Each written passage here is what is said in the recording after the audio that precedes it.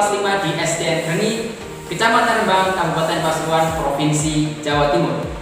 Pada kesempatan kali ini, saya akan melakukan pembahasan dari seri Semangat Guru, kemampuan non-teknis dalam adaptasi teknologi.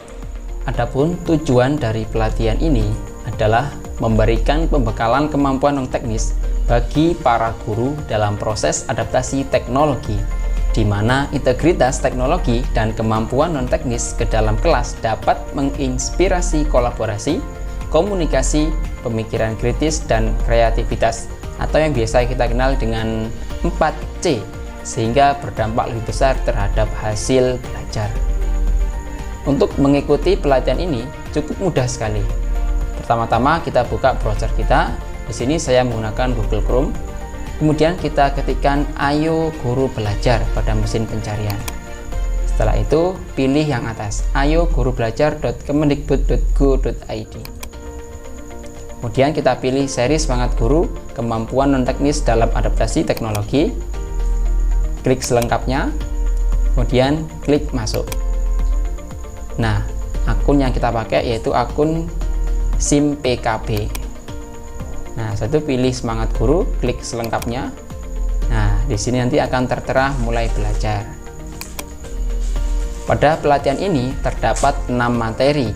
Yang pertama tentang resiliensi, tangguh dan teknologi. Yang kedua, critical thinking, berpikir kritis dan teknologi. Yang ketiga, creativity, konten dan pencitraan. Yang keempat, communication, komunikasi efektif. Yang kelima, empower teacher, penerapan kelas campuran. Dan yang keenam, collaboration, kolaborasi dan dampak. Materi yang pertama tentang resiliensi adalah kemampuan seseorang untuk bangkit setiap kali mengalami desakan mundur atau bahkan kegagalan. Bicara resiliensi ada hubungannya dengan SUMMER.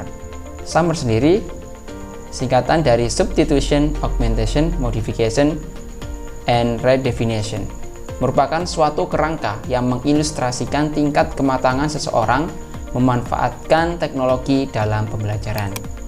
Hubungannya dengan resiliensi adalah mengetahui SUMMER memberikan gambaran kita harus seberapa resilient. Berikutnya, berpikir kritis. Setiap orang mampu berpikir kritis, namun untuk menjadi keterampilan berpikir kritis harus dilatih dan dipraktekkan setiap saat. Jadi semakin dilatih, maka akan menjadi insting. Nah, produk dari berpikir kritis adalah penilaian dan keyakinan. Berikutnya, konten. Konten adalah segala bentuk komunikasi, terutama audiovisual, yang berisi sebuah informasi, hiburan, maupun ajakan. Berikutnya, komunikasi efektif. Proses pertukaran ide, pemikiran, pengetahuan, dan informasi yang disajikan dengan cara paling dipahami oleh penerima, sehingga tujuan atau niat dapat terpenuhi sebaik mungkin. Materi berikutnya tentang penerapan kelas campuran. Penerapan kelas campuran menyajikan pembelajaran yang optimal karena bisa menyediakan pengalaman belajar kepada peserta didik sesuai kebutuhan dan pola belajarnya, serta memungkinkan bagi guru untuk memandu peserta didik menguasai kompetensi abad ke-21, yaitu 4C, critical thinking, creativity, collaboration, and communication. Nah, 4 ciri-ciri dari konsep pembelajaran campuran. Yang pertama, setidaknya mengikuti pembelajaran asinkron yang memungkinkan peserta didik merdeka mengatur waktu, tempat, alur, dan tempo belajar. Pada pembelajaran asinkron, ini bisa dilakukan mode daring maupun luring.